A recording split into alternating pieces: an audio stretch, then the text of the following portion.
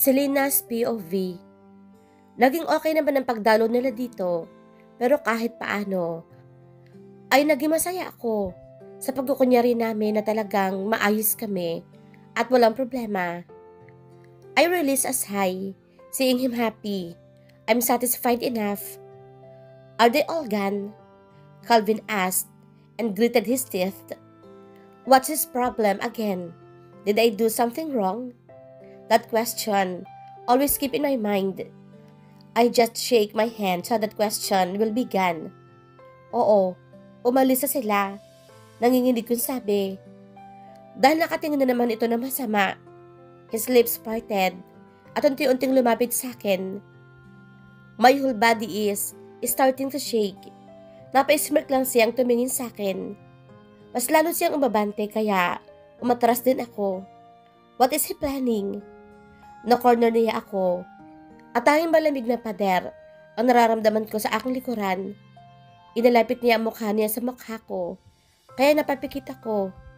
1 inch lang ang distansya. My breath became heavy and I could feel my face is starting to get hot. I thought he's going to kiss me, but he whispered something. Stop blushing. It doesn't fit you. Then he left me, dumbfounded. Hindi ko napigilan ang aking sariling mapatungo. What am I expecting? Nahalikan niya ako? Dream only. Pupunta kami sa birthday party ng mama ni Calvin. Bali dadaos ito sa kanilang resort. Hindi naman sa nag-a-assume ako ng sobra. Pero masaya ako. Dahil pinapakilala ako ng kanyang mama as his wife. Kasalukuyan ako nag-aayos ang aking sarili para sa gagawing event. Gusto ko rin na kahit minsan ay maging maganda naman ako sa tingin ni Calvin. Nagsuot ako ng turtleneck red gown with a style of mermaid cat with sequins sa edge at black stilettos kaya nag-stand out ang rosy white skin ko at kurba ng aking katawan. Hindi na rin ako nag-abala pa na magkulot o mag-straight ng buhok dahil natural na curl naman ang dulo nito. Maganda ang ayos ang aking buhok at umabot ito hanggang sa baywang. Lee, ano ba? Ang tagal mo! Sigaw ni Calvin sa ibaba. Kaya binilisan ko ng aking kilos at nag-spray ng madaming perfume. Nang makalapit ako sa kanya, I think my heart skipped a beat. He's too handsome in his 3-piece tuxedo. At yung buhok niya nakatayo. He's so dazzling handsome, so perfect creature. I slowly smiled at him, but he remained silent while staring. I look at him and smile sweetly, and our gaze met, but he looked away. Napagmuntong hininga na lang ako. What took you so long? He looked at me. Ano kasi, may inaayos pa ako. At pumunta na ako sa kotse. Medyo nagulat din ako na pagbuksan niya ako ng pinto. I look at him with a curious face, but he just answered, "Don't give me that look." Tapos, pumasok na din siya at nag-drive. Nang makarating na kami sa party, ay agad ako namangha. It's so elegant and sassy. The party's theme is blue, pink, and violet. It really looks like a debutante party. There's a chocolate fountain. It also has a disco lights and the classy chairs and table with a pink tablecloth. Masyadong naaaliw ang mga mata ko, kaya panialibot ang aking mga tingin. Nakita ko na si Mom. She's wearing a simple yet sassy dress, skin tone color, and the white edge. Hindi siya mukhang 32 years old. Mukha pa rin siyang dalaga. Kahit pa 32 years old na siya. Are you hungry? Tanong ni Calvin. Dahil kanina pa ako nakatingin sa chocolate fountain. It's not like hindi ako nakakakita ng chocolate fountain. I just miss my childhood life. No life problems. Umiling ako at ngumiti sa kanya na bahagya. Pero may iwas talaga ang kanyang tingin.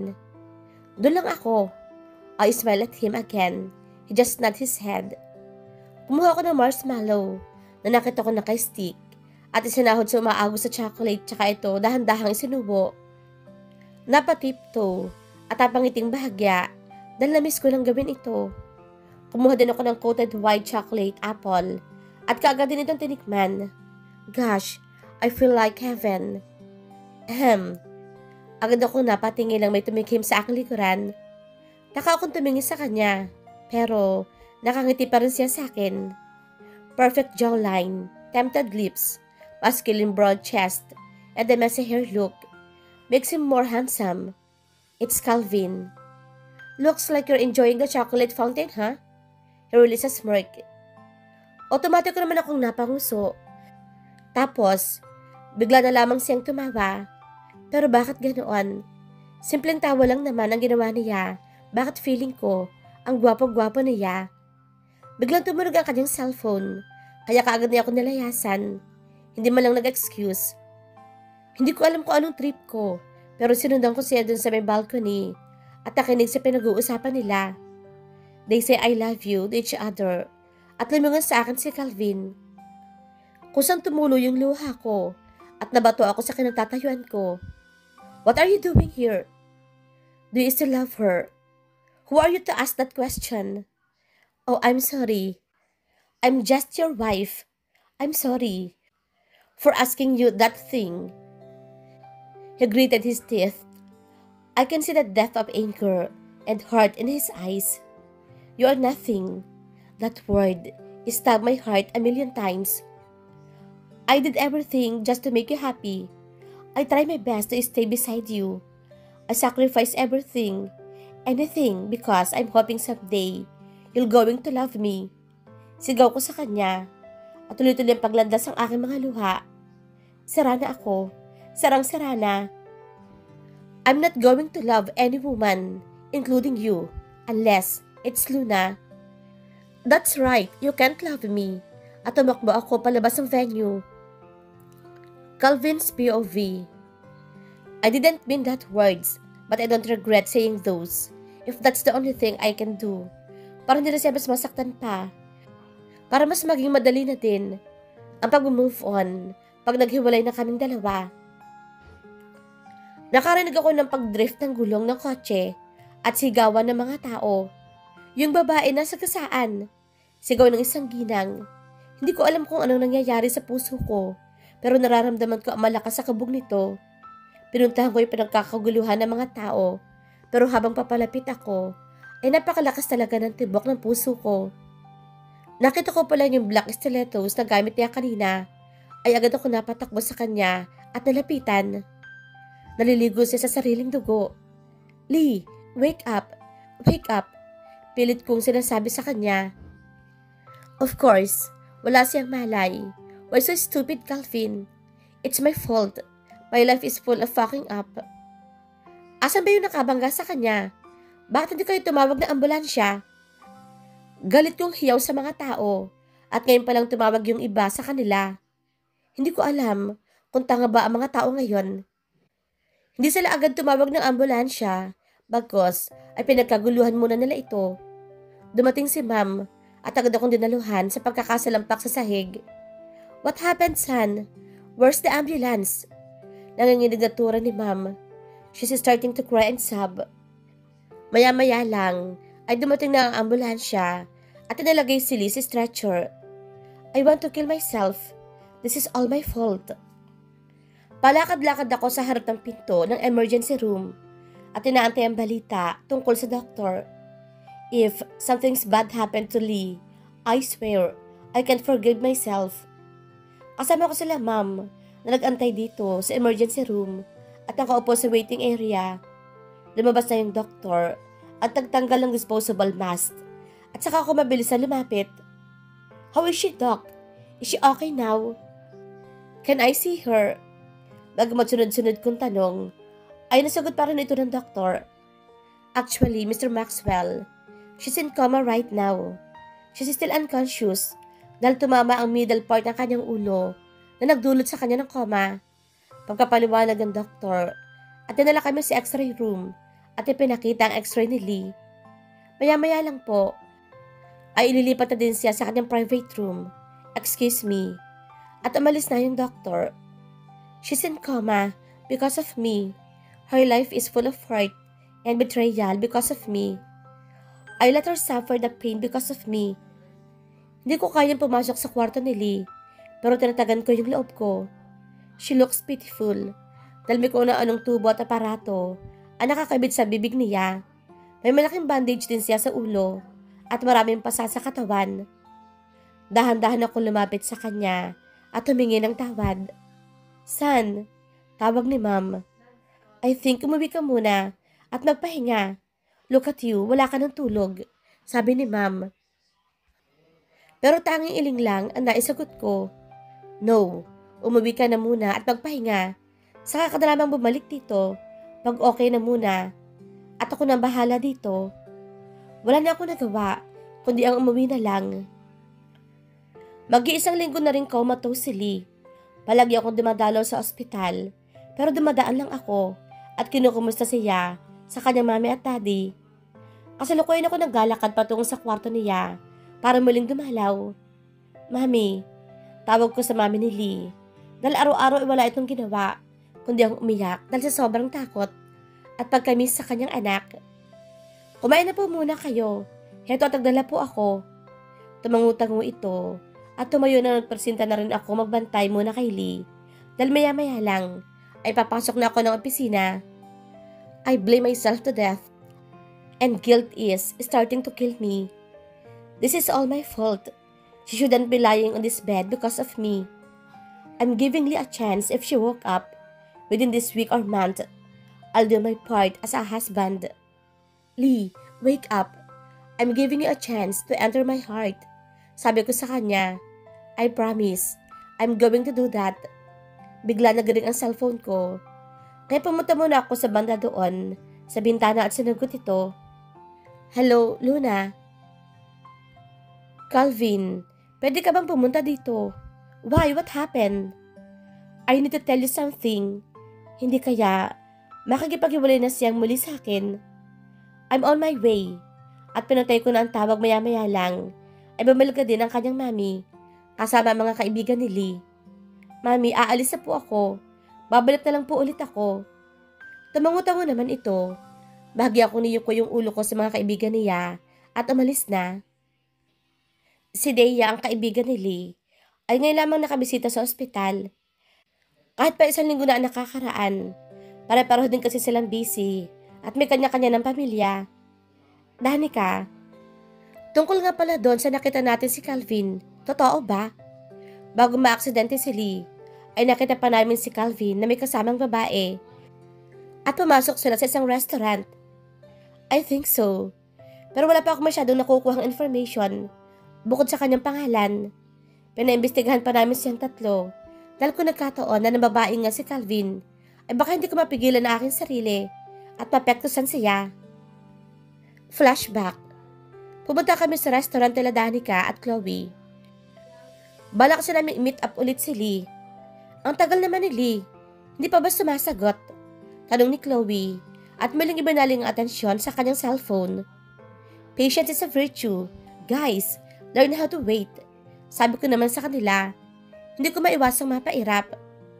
Saglit ako sumulyap sa labas, pero may umagaw sa aking atensyon. Wait, was that Calvin, Lee's husband? Di ba yun ang asawa ni Lee? Sabi ko sa kanila. Paninigurado ko lang mamaya lang, ay hindi pala siya iyon at mapagkamalan pa. Oo nga, pero sino yung kasama niya? Nalaki yung mga mata ni Danica, habang si Chloe naman ay agad kinuhanan ng litrato. I think I know that woman. Her name only. I've heard it when they talk about fashion. I think she's Luna. Biglang singit ni Chloe. Kaya agad din ay naghanap kami ng private investigator para malaman kung ano ba talaga sila. And the flashback. Lumapit ako kay Lee at hinawakan ng kanyang kamay. Lee, kailan ka magigising? Huwag ka naman magpatalo sa comatose. Miss na miss ka na namin eh. Samantala si Calvin, pumasok sa loob ng restaurant at tumiretso sa kanilang table. Hinalikan niya si Luna sa pisngi. Pero hindi na siya umimik na dati. Ay lagi siyang nakangiti at nagre-response. Calvin, I curiously look at her face but her eyes is starting to water. I remain silent while waiting for her words. What is it? I arched my left eyebrow. Then she began to cry. So I hurriedly wiped her tears. Minsan ba naisip mong punasan ang luha ng sarili mong asawa? Tanong sa aking isipan. Kaya kagad ako natahimik at napaisip ng malalim. Calvin, are you listening? Nang marinig ang iritadong boses ni Luna, ay agad ako bumalik sa wisyo at tumingin sa kanya. My father wants me to marry his business partner's son. Agad ako natigilan at napatingin sa kanya. So, what's your plan? What are you going to do? I arched my left eyebrow and looked at her. Hindi ko na alam ang nararamdaman ko kay Luna. Hindi na ako sigurado. Hindi katulad noon, parang tanging awa na lang ang nararamdaman ko para sa kanya. Pero ayokong paniwalaan iyon. Alam ko, mahal ko pa rin siya. I took a sip to my coffee. And I want you to marry me. My lips parted and looked at her. Is she serious? You are not serious, don't you? Tanong ko sa kanya. Pero nagumpisa na naman siyang umiyak. I'm dead serious, Calvin. So please, bear with me. Halos, magmakaawa na siya sa harapan ko. Napatango naman ako nang hindi sigurado. Paano si Lee? Pero parang hindi ko na kayang bawiin iyon kay Luna. Bigla nagliwanag ang kanyang mukha at nayakap ako. Just give me 6 months. I'll marry you. Sagot ko sa kanya, pero kumunot ang kanyang noo. What? 6 months is too long. Inis niyang sabi sa akin. Tanging pangisi na lang ang nasagot ko sa kanya. If you don't agree, then cut it off. Inis kong sabi sa kanya at takman tatayo na ako. Pero hinigit niya ang kamay ko. Fine, I'll wait 6 months, sabi niya at nauna na siyang umalis without saying a word. Napailing na lang din ako at sumakay na sa kotse. Magwa 1 month nang tulog si Lee. Wala pa ring response.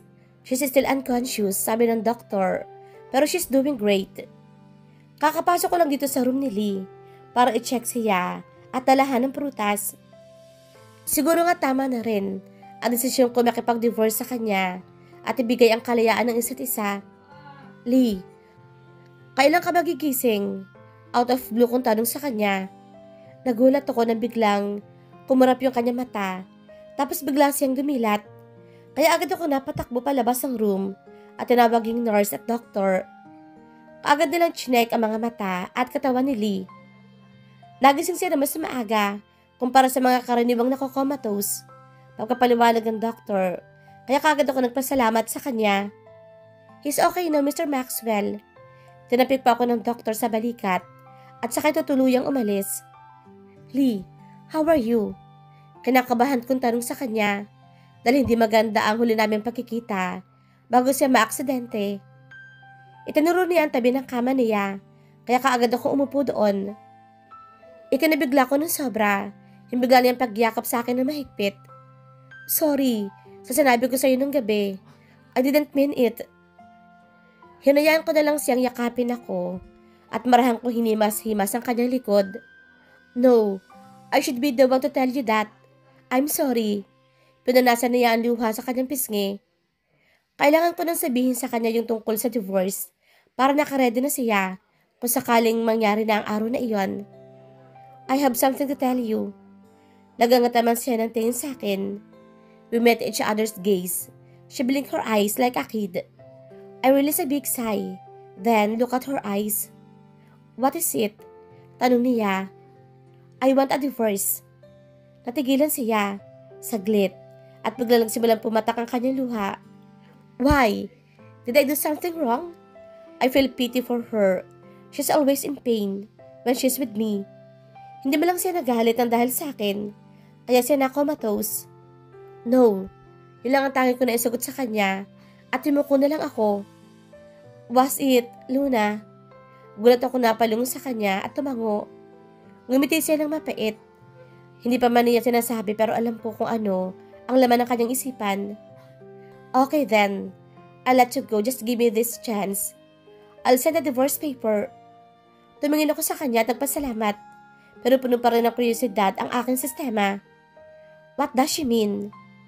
What do you mean? Mahinang pag-iyak niya ang narinig ko at pinahid niya ang kanyang luha.